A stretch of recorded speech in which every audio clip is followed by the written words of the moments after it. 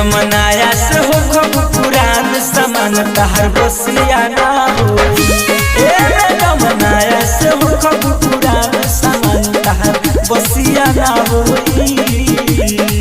बसिया ना हो, बसिया ना हो।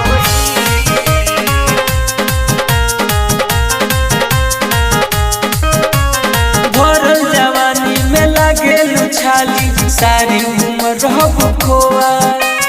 जंघा के पीछे जो चौपाटी गर्दन के नीचे बगोआ।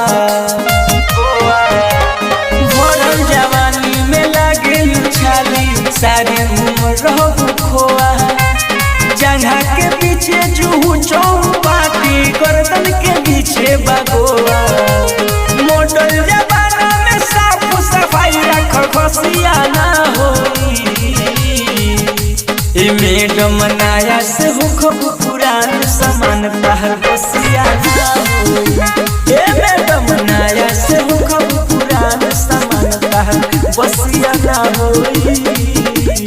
बसिया ना हो, बसिया ना हो।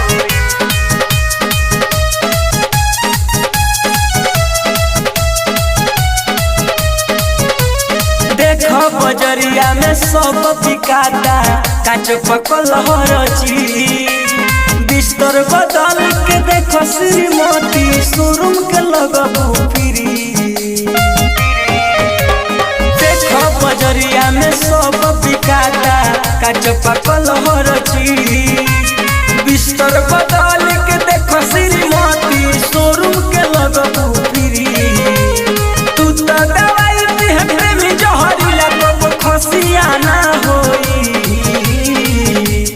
मैडम नया से हो खब पुरान सामान तहर बसिया ना होई। मैडम नया से हो खब पुरान सामान तहर बसिया ना होई।